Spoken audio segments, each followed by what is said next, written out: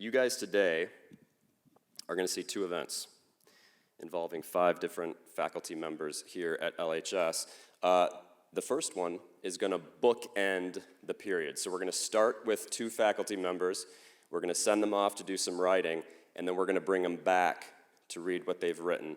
And then in the middle, we'll have 3 other faculty members who are going to participate in a different event. Okay? So let me introduce our first 2 volunteers. Please welcome the kind, super wonderful, you may recognize her from the library, Mrs. Wiggins. Come on out. Now, I have to give a shout out to Mrs. Wiggins because we were just talking before the period started, and she said, I am really getting out of my comfort zone for this. And I said, that is what Writers Expo is all about, so we appreciate it. And then, yeah, awesome. Anytime you get a math teacher up on stage at a writing event, you just want to give them a big hug. And it's no surprise, this person is also so wonderful. Mrs. Gourley, come on out.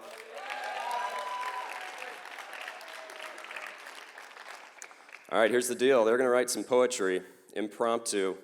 I'm about to give them an envelope that has these 15 words in it. They're going to have about 20 minutes to write a poem, each of them, a poem, using all 15 words and any other words they want. And they can change the form of any one of these words, so you can keep that in mind, okay? It's kind of not fair to have a math teacher go up against an English teacher, so Mrs. Wiggins' envelope has a 16th word that she does not know about that I threw in there. She's ready to hate me for life over this, but that's okay, I can take it.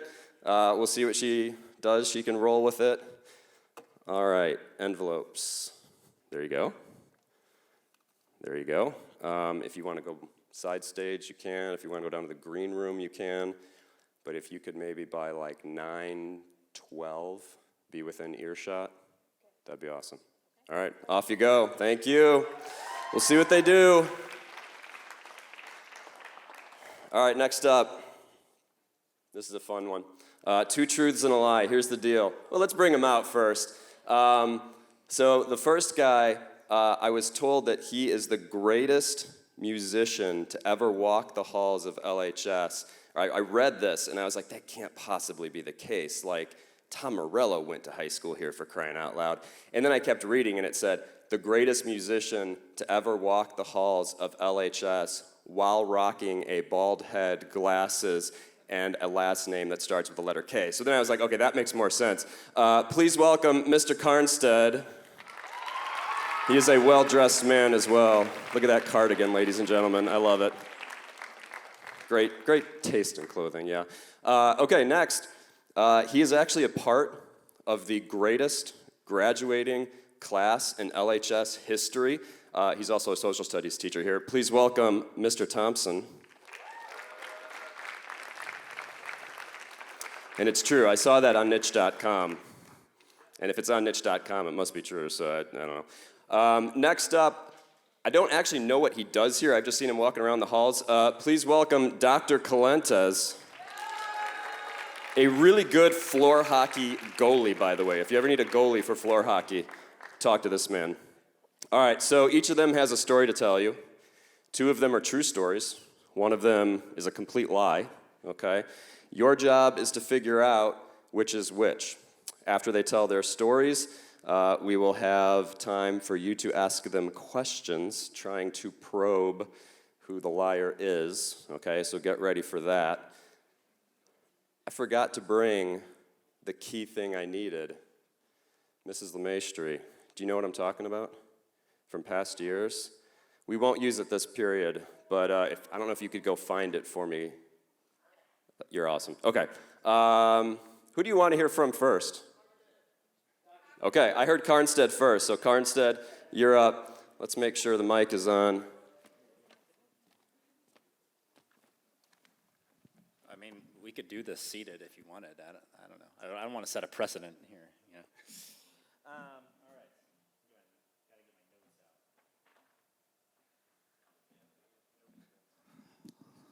out. Or do you? I don't know. I have a bad memory, so.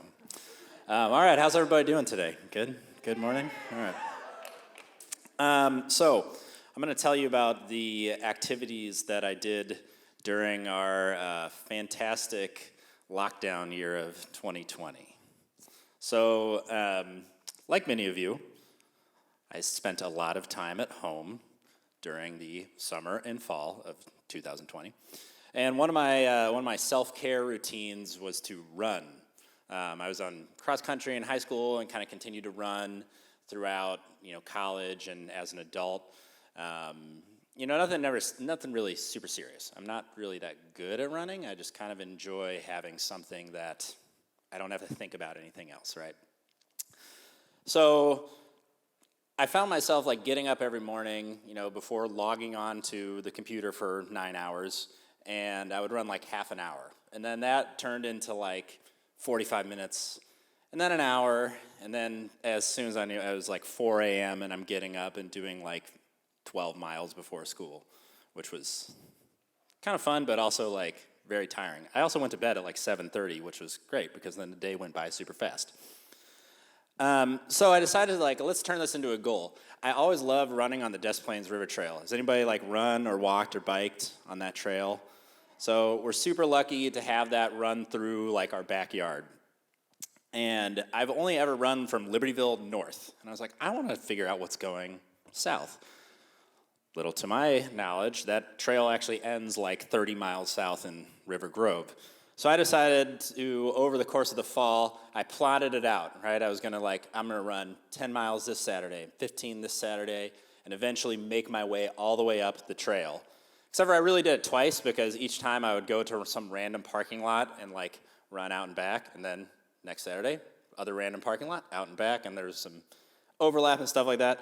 So I ended up doing 108 miles over the course of 4 weeks on Saturdays. Thank you. Yeah, it was a lot. And I wasn't training for any races because that didn't really happen.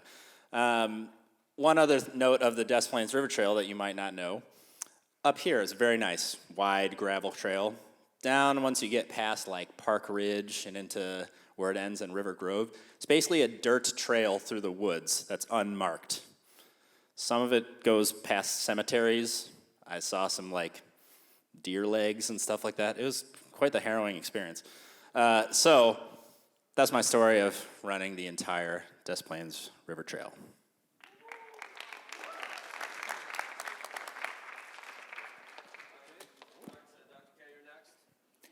All right. Good morning, everybody. I don't know if any of you watch Sesame Street, but you know how they do one of these things is not like the other? When you look at the three of us, all of these things, we look just all the same. That's the theme here we got going. Interesting. Well, today I'm going to tell you the story of Tony and Lori and Tommy. Because when I was growing up, everybody in my family, all my friends, I was Tommy. And Lori was my next door neighbor, and she was born 2 weeks after me. So we were absolutely two peas in a pod. We were best friends. We grew up our whole life, went to school together. She was like a sister to me, truly. And in 8th grade, I met Tony. And if you grew up in Des Plaines, like I did, pretty much everybody you were friends with was named Tony. And I had 5 friends named Tony, and I could tell you exactly which Tony we were talking about by just the way you said Tony. Because a phone call would go hey, what's up, Tony? Hey, not much. I'm going to go hang out with Tony. You want to go with? Yeah, but I'm supposed to be with Tony, and he's going to come with us too. All right, cool, let's go. And we would know exactly who we're talking about. But Tony Madel, the first time he laid eyes on Lori, he fell in love. And I mean, he fell hard. It was bad. It was jaw open, I'm in love with her. And when he found out that I was besties with Lori, Tony immediately invested his friendship with me. And in high school, Lori was cute. And so you know what happened. She's a freshman, but she's dating sophomores, right? And Tony's a freshman, and he's in love with Lori. She's got no time for him. Then she's a sophomore, and she's starting to date juniors and seniors. And Tony and I, we're not driving. We're riding our 10-speed bikes around, and it's just not happening for Lori. Well, senior year, Tony is still in love with Lori, and it's winter break, and there's snow, and we do what high school students do at midnight on a Saturday. We go outside to have a snowball fight. And it's Lori and her friends and me and the 5 Tonys, and we're all having a snowball fight. And of course, I run up behind Tony Madel and I whitewash him, and he's ticked off. So he starts packing a snowball, and he's packing it, and he plays varsity baseball, and he's just waiting for me. And I come running around the corner, and Tony locks in on me and fires this ice ball right at my face. But I'm quick, and I see it coming, so I duck. But chasing behind me is Lori, and she's running behind me, and bam! And all I hear is, ugh! And a crumple on the ground. And I look, and it's Tony, and his face is like, no! He pegged Lori right in the eye with the ice ball. She's on the ground, she's crying. All the girls are mad. Tony, what the hell did you do? This is terrible. Tony just books. I don't know where he goes. He runs away. We bring Lori in the house. We get her the bag of peas, the frozen peas. We put it on her face. She's got this shiner, black eye. Well, the rest of us, Tony finally comes back in the house, and he's like, I got to go apologize to Lori. So the rest of us go in the other room to watch some TV. Tony and Lori are talking. About 20 minutes later, I'm like, where's Tony? So I walk into the other room. Tony and Lori are making out on the couch. Okay? I was like, oh my God. I walked away. Fast forward 6 years, Tony and Lori get married. Tony and Lori have 3 children. They're still my best friends. And we always tell Lori that she better not ever get hit on the head with anything, because it'll knock sense back into her, and she will immediately divorce Tony and say, what was I doing with my life? That's my story. Nice. All right. I definitely got to have my notes today, because my story happened quite a while ago as well. Actually got my 20-year reunion from college mailer sent to me, so this happened back before that. So during my time, I went to Northwestern. During my time there, I loved going to all the football games. I had season tickets.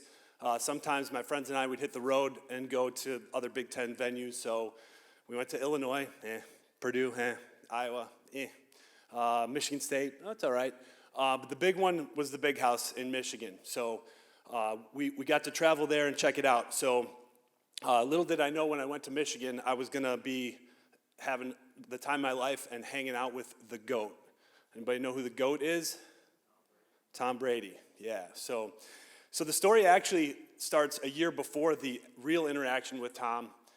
So basically, our baseball locker room was part of the football locker room at Northwestern. So when Michigan came to town, we kind of had to clear out some of our stuff, because the coaches would go in our locker room, and then right next door would be the visitors' locker room. So we get our stuff out after Friday practice, except my buddy forgot his glove in the locker room, so he wanted to get the glove.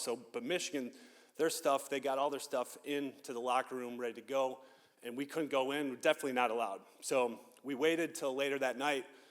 We snuck into our locker room, got his glove, and then we kind of took a peek over, and we saw all the Michigan equipment out ready for tomorrow's game, or the next day's game.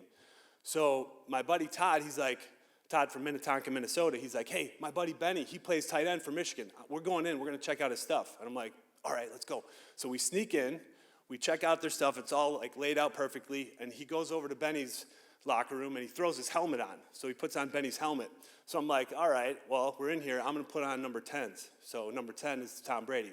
So I throw his helmet on. We grab a football, we're throwing it around the locker room, we're having a great time. But then we heard someone coming. We're like, all right, we got to get out of here. So we dropped the helmets, put them back, get out of there, and we got out without, getting in trouble. So that was good. So that was the first, kind of interaction. I like to think it was pretty good luck, because the next day, they beat us 12-6 in a cold, rainy game in October. So the real interaction, though, started the next year. So we're basically playing Michigan on the road. Like I said, love to go to the Big Ten venues on the road. So Benny got us tickets. Benny, Todd's friend from, again, Minnetonka, Minnesota, got us tickets, and we're on the 13th row, probably 50-yard line. Awesome seats. We go to the game. Michigan destroyed Northwestern, so everybody in Michigan super pumped. And Benny said, hey, meet us outside the locker room after the game, and then we'll figure out what we're doing. So we're waiting, and then Benny's like, hey, guys, come on into the locker room. We're all good. And we're like, seriously? All right, so we're going into the locker room. This time we're actually allowed to go in the locker room, and it's the Michigan locker room. So it's pretty cool. We're checking it out. We see all the players, and they're done meeting with the press. They're hanging with their families and everything like that. So we're like, man, this is an awesome trip, super cool. And so we thought it was done, but then we're like, all right, so we go back to Benny's dorm room, we hang out a little bit. He's like, hey, what are we doing tonight? And so later, we end up going out. He's like, hey, a bunch of the guys are going out, but Benny was actually real good friends with Tom. So we get together with Tom and Tom's girlfriend and some others, and we go out like a night on the town. And it was Tom's girlfriend, by the way, not Giselle yet. He's like Ann Arbor famous, not world famous yet. So we go out in the town, we're having a great time, treated like celebrities, and just an awesome time, super fun. And then, at the end of the night, I turn to Tom Brady and I'm like, hey man, I gotta confess, last year I put your helmet on before the Northwestern game. And he's like, what? No way. And he's like, oh, that must have given me luck to beat you guys. And I'm like, yeah, man, I don't think you need luck. You're a pretty good player. So that's the time I got to hang with the GOAT. All right, there we go. Mr. Thompson, yeah, keep that for you and the fellas. You can bring it back to the couch, the microphone. Yeah, you're going to need it. Here we go. Okay, so now is your time. Everybody's good. And we have a good, well, at least 5 to 10 minutes for you to grill them with questions to try and figure out who's lying and who's telling the truth. Questions, please keep them appropriate, if you would. Anybody got one? I will wander over. Okay. You can always shout it out if you want, or if you want the microphone, that's cool too. I'll just shout it. Go for it. Okay, so yesterday there were the homecoming photos, or prom photos and everything, right? There were prom photos yesterday, yes. Was that you and Lori in that prom photo? That was Lori and I in the prom photo, yes. All right, there you go.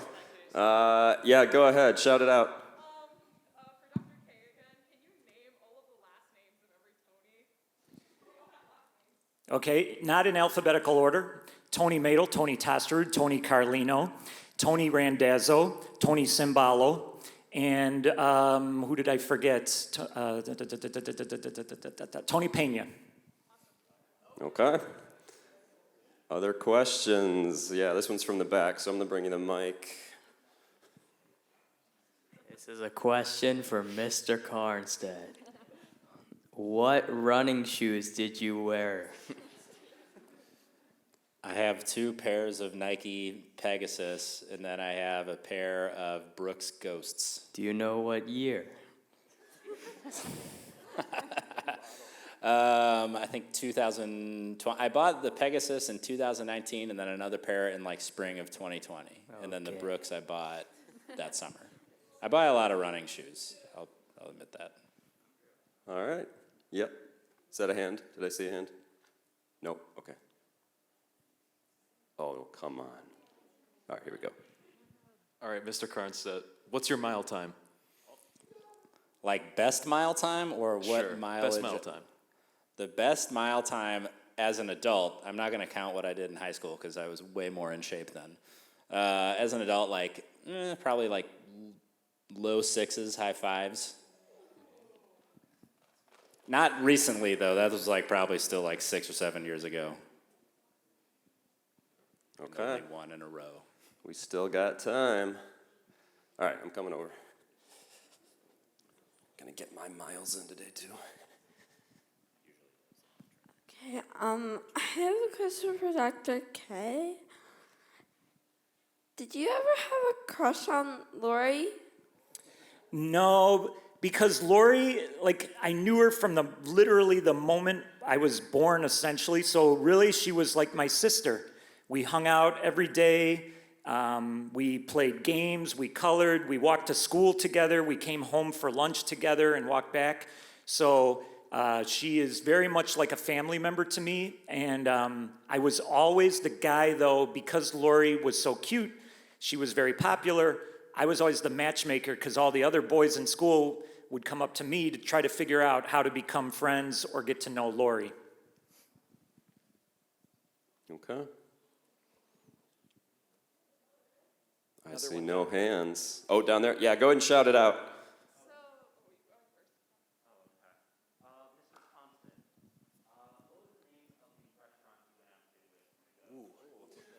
So it was like a pizza sports bar type place. I don't remember. It's over 20 years ago, but I'll tell you this. Tom, although eats very healthy now, he could put down pizza and wings like nobody's business. So I don't remember the name of it, though. I apologize. Yeah. I think it was like Jenny. Jenny or Jennifer. Yeah, before Giselle. Yeah, for sure. So he has a thing for the J. Yeah. Yeah, okay. She seemed pretty annoyed that, like, we were all hanging out with him, and, like, I think she wanted some time with just him, but it was cool. Nobody else? About how many people were you with when you were hanging out? So it was like 2 or 3, 4 Michigan players, and then Todd and myself. So not a ton. One of them was Anthony Thomas, who ended up being the running back for the Bears. So that was kind of cool. A-Train, he was good, I liked him. He was like, I'm going to the league. I'm like, all right, dude, you're huge. The A-Train. Yeah. The A-Train, Anthony Thomas. What about the guy who got drafted with him from Michigan? Was he? Do you remember what I'm talking about? Like a wide receiver? Didn't they get drafted same year? Terrell Davis. Yeah. No, not Terrell Davis. David Terrell. David Terrell. I Yeah. think he was a year before Okay, Thomas, all right. maybe. David Terrell. No other curiosities? Yeah, go for it. Well, Tony was apologizing.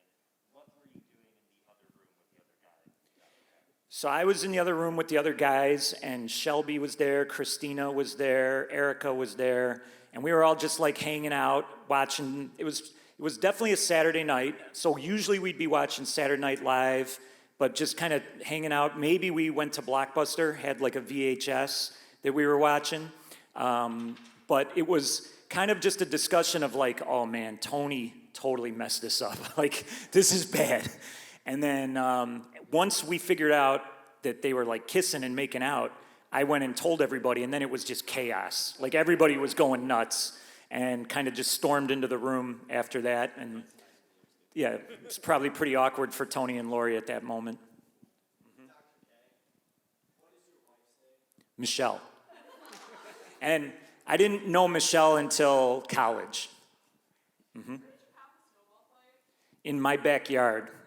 So I lived in Des Plaines. So my house was the hangout house, and we were running around my house and in Lori's yard because we were next door neighbors. Follow up? Okay, so it was midnight? Yes. How was the lighting? Could you see anything? It was like a full moon, so it was moonlight. You could see pretty well, which is why I saw Tony out of the corner of my eye fire the ice ball. And but the lights from the houses were on as well, and we were pretty much running around the houses. One more question? We got time for one more question. In the back over yeah, there? go ahead and shout it out. Okay.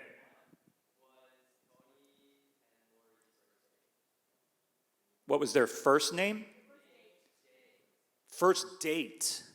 Ooh, well, I mean, I think that could technically qualify, though hitting somebody in the face may not be really the greatest first date. After that, I don't know, because we just hung out all the time. We called ourselves the group. So it would be like the Tonys, and it would be the girls, and it was just like we always were every Friday, Saturday, like, what are we doing? And we would go places. So from there, it was just they were always together and have been since. All right, cool. Dr. K, you're not advocating for throwing snowballs at your secret crush, right? Whatever works. Okay, all right, all right. Technique, there you go. All right, so here's what we're going to do. You guys are going to vote for who you think the liar is. If you think Dr. K is lying, please raise your hand. All right, that's like maybe 1.5 dozen. If you think Mr. Thompson is lying, please raise your hand. Oh, that's more. Definitely more. That's Definitely, for sure yep. more, yeah. Yep. Mr. Karnstedt, you think he's lying? Okay. That's about what. That's pretty close to Mr. Thompson's vote there, yeah. Could the real liar please stand up? There you go, Mr. Thompson. Well done. So you have not met the GOAT? So everything about that story is completely true except Tom Brady, which is actually interesting because the guy I hung out with was Drew Henson, who's the quarterback after him, who at the time was way more famous than Tom Brady. He was actually playing for the Yankees while he was being the quarterback at Michigan. So it was kind of cool. But either way, not Tom Brady. Awesome. Thanks, guys. Round of applause for our trio. All right, I see our impromptu poets backstage. I believe they are ready.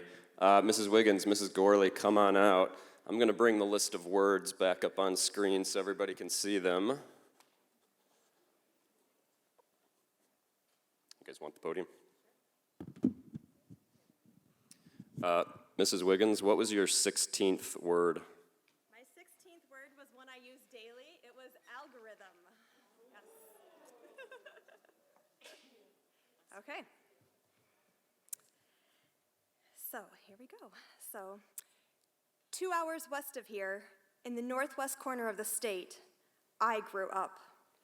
In the country, in an 1800s farmhouse on Pearl City Road, surrounded by cows and corn, where the wind quietly whistled through the fields, and the sun would shine yellow, allowing the rigidity of the cement-filled city to slip from my mind. The serenity of each still minute provided hope and protection, like a good friend saying, "I'll make space for you." This is where I lived with my mom and my cats and my dogs. This is where I met my best friends. This is where I was loved. This is where I matured. This is where I call home. And now, after more than 20 years, my adult mind drifts back there, and I sometimes yearn to make a switch back to those days, or at least hold on tightly to them and keep them with me forever, like the lint in my pocket. My old farmhouse, now burnt, torn down to make room for new roads and businesses. Still, Freeport and that home and my mom offered me infinite possibilities and gave me the love and skills I needed to solve the algorithm of life.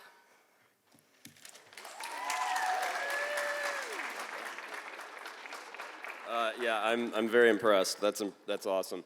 As I recall, the mascot in Freeport is the pretzels. Yes, this got serious though. I couldn't work that in there. Were you a pretzel at one point? Pretzel, yep. Look at what amazing things can come from a pretzel, right? That's awesome. Okay, Mrs. Gourley.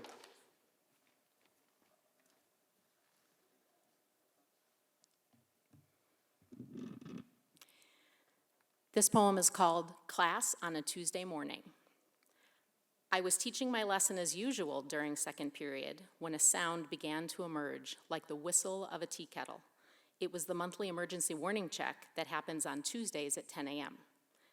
After only a few minutes, I was able to switch back to talking about the t-test for means, highlighting the most important information from the problem in yellow on the smartboard. Following one of my examples, one of the students maturely raised their hand and asked quietly, what would happen if the sample size in my example was infinite? Well then, the t-distribution would look like a normal z-distribution, right? Shout out to John Graham and all other AP Stats cats in the audience. It was a great question, and the students caught the drift of my explanation. Out of the corner of my eye, I could see a bumblebee flying around the room. It was springtime, and since the weather was really nice outside, I had opened the classroom windows. I wanted to protect my students from the distraction of the bee, and of course, didn't want them to get stung. Too much time gets burned when critters are flying about in room 234. I didn't want to be too rigid, like 12-hour cement that has been poured on a sidewalk. So I took a tissue out of my pocket and started waving it at the bee, humanely escorting it out of the window. Phew, now we can get back to class. We were back in rhythm, just not an algorithm.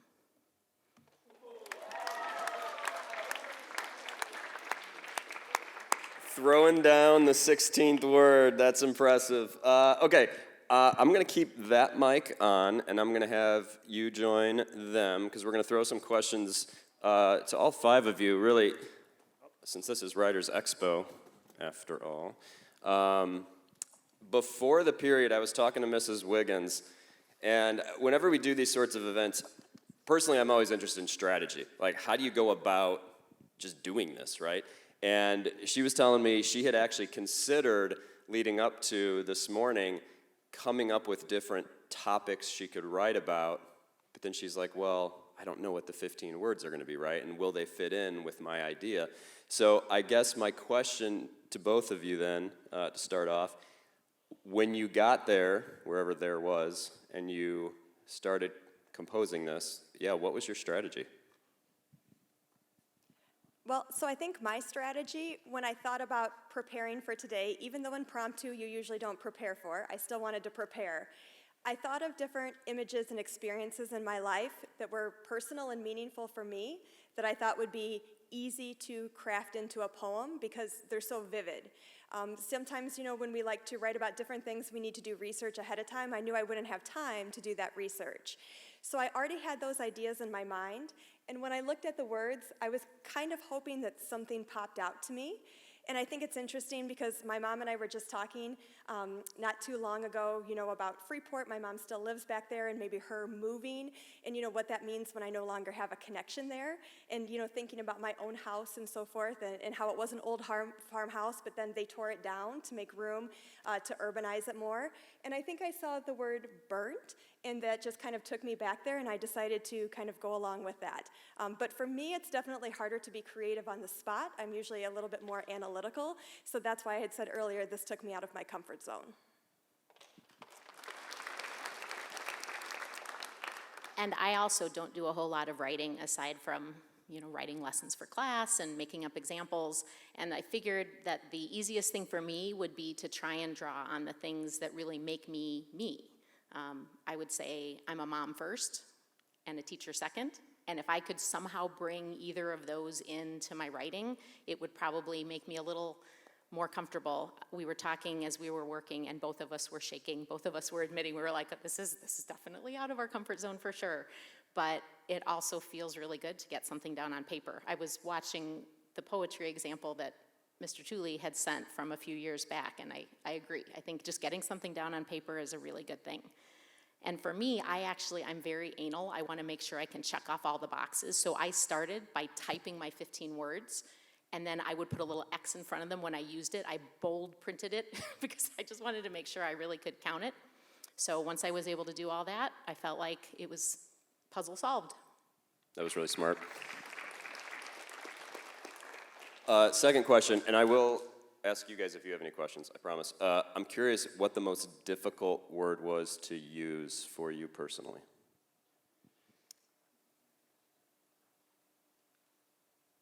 Or just one of the most difficult.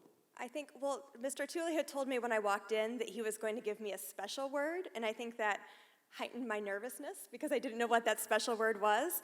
And then I told it to Sarah right away, and she was wonderful to use it in her poem too. But we had a good laugh about that. So I think figuring out how probably to use algorithm, but looking over, I had a hard time with switch. That was the one that I think took me a little while to work into my poem.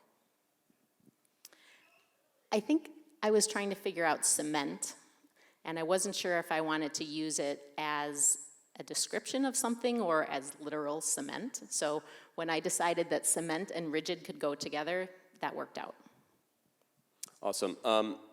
So Ms. Gourley, you kind of touched on this earlier, but I'm curious for the 5 of you.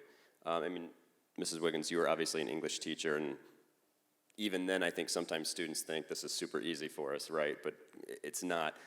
So for any of the 5 of you, I'm curious, just being, a principal, a social studies teacher, a music teacher, right? Like, what was the most difficult part about this process, or what was something that kind of stuck out to you about the process?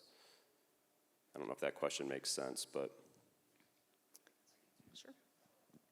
Well, I have to write all the time. So when you're a principal, you're responsible for communicating with a lot of people, many different audiences, parents, students, teachers. And so part of what I have to always do is I have to think, what is the key idea that I need to communicate? How can I do that so that the audience best connects to the message? And how much context do I have to provide? But then I tend to be, when I talk or when I write, I tend to be long-winded. So I have to write it, and then I don't like to write on computer first. I like to still write by hand. So I'll write it, and then I'll read it out loud to myself, and then that's when I'm editing, because I know then what words are extra or what sentences are repetitive and things. And for like the story that we did today, obviously I had lived that, I had told that story a million times, but I still wrote it out because I knew time was limited today, and kind of thought about like how to condense it down without missing the core moments of the plot. Yeah, for me, I think it's just the nerves going on stage in front of everybody, but having written down the story helped, because again, I've told this story a bunch of times, obviously maybe not with Tom Brady in it, but getting it down on paper really was a comfort for me, even though I didn't really look at it too much, but having that helped a lot. So. I think for me it was trying to figure out what event in my life sounds, absurd enough to maybe be a lie, but also kind of grounded, and so it sounds like it could be true. So I kind of went back and forth between like 3 different events that I thought I could write about and speak about. But my process was really similar to Tom's in that I kind of wrote things out by hand first, and just more in a bullet point format. And then I talked it through actually on my way to work, like 3 out of the 5 days this week, and set a timer on my watch so that I would like know approximately how much time each one would take. And then I just kind of decided this morning that I would go with this particular story. Awesome, thanks. All right, we got time for another question or two. Particularly if it's about writing, that's great. I believe that is Mr. Hieronymus in the back. Mr. Hieronymus, shout it out. This is for Mrs. Gourley. I love the Tuesday morning because Tuesday, like always, the Tuesday really have a feel. It's like a Seinfeld episode. But then bringing in the 10 a.m. alarm, is that something you thought about like ahead of time? That you always, I can just imagine like me being consumed with something random like that, or was it something you just dawned on you in those 20 minutes of writing? I think it's something that every first Tuesday of the month I remember, oh yeah, that's the alarm going off. I don't know that I spend a lot of time thinking about it when it's not one of those days, but then when I saw the word whistle, I thought, well, yeah, the signal is kind of like a whistle, so I'll go with that. That was a great detail. Thank you. Agreed, yeah. We got about 30 seconds, 40 seconds. Anybody want to throw something their way? Not a One of the single best person. pieces of advice I ever got about writing was from a book, actually, and it's a very famous book. It's a complicated book. It's called Zen and the Art of Motorcycle Maintenance, but it's a college professor who's kind of having a midlife crisis, and he's reflecting on a number of things as he rides his motorcycle and works on his motorcycle. But one of the things he says is, a lot of times when you get writer's block, it's because you're trying to write in someone else's voice or write as you think other people want you to write. And the way to get through that is to eliminate everybody else from your mind and just write in your voice. Like, what do you need to say? Worry about adjusting it, editing it, refining it later. But oftentimes when people are stuck not knowing what to write and not knowing how to move forward, it's because they keep thinking of what other people would write like or would want them to say, and that works for me. It's a great piece of advice. Thanks so much, folks. Come back Monday. We have Melissa Isaacson for you. Have a great day.